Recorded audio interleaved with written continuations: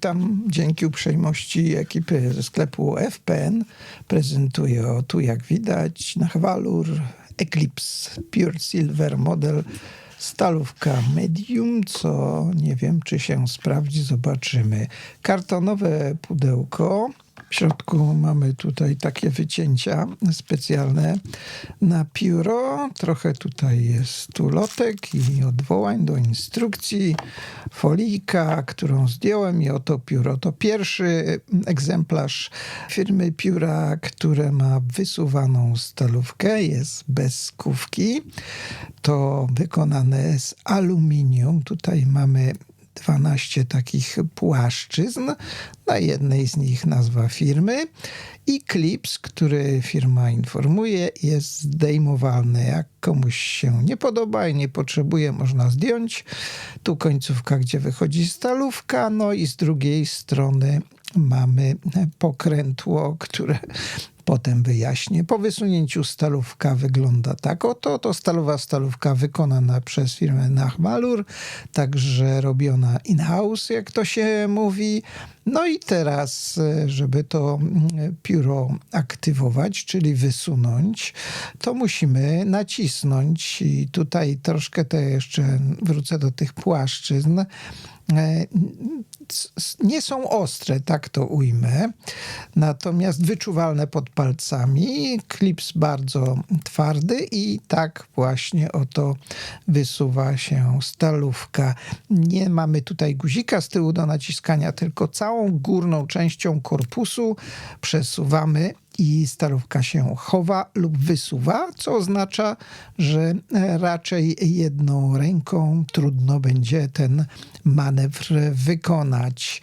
Jak widać, nie schodzą się do końca te płaszczyzny, jest tam moment przerwy, natomiast żeby pióro rozebrać, trzeba odkręcić, kilka obrotów z tyłu zrobić. Schodzi ta górna część i w środku mamy element systemu stalówki z konwerterem w środku i teraz tutaj widać jest stalówka o znaczeniu M i takim logiem na górze.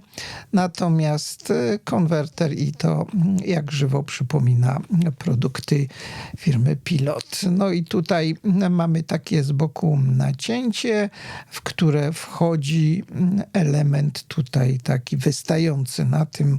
Tak to trzeba spasować. Dopiero potem można zakładać odpowiednio tutaj, ustawiając te elementy i dokręcić, aby całość się znowu złożyła.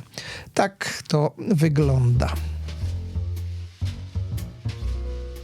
Porównanie z parkerowskim Duofoldem, Sonetem, Lamial Star i Pelikanem 140 wykazuje, że to najdłuższe pióro ze skówką czy bez, której nie ma.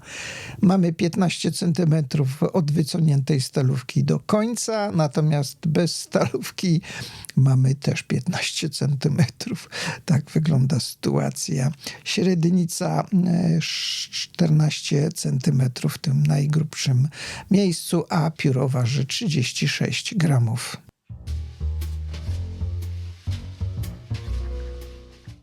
Stalowa stalówka, jak już mówiłem, opisana jako MK, no i tu bym się z tym nie zgodził.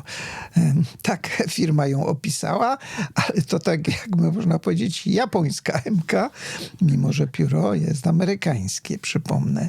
Natomiast dla mnie jest to na granicy między F-ką a XF bardzo cienka kreska.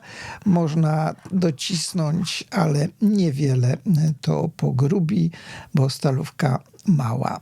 Natomiast tutaj jest zatankowane i nie wymaga nacisku pisanie. Tak jak pokazywałem to na początku i mówiłem na początku, to pierwsze tego typu pióro tej firmy bezskówkowe.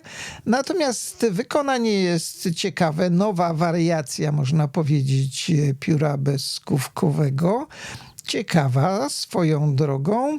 Ja tylko żałuję, że nie można tego pióra aktywować i chować jedną ręką, natomiast może po nabraniu większej wprawy będzie to możliwe.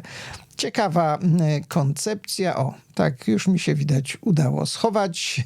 Jestem w stanie jedną ręką, natomiast od biedy jakoś dam radę i wysunę. Można oczywiście oprzeć o stół. Tak więc tyle informacji na dzisiaj. Dziękuję za uwagę i do usłyszenia.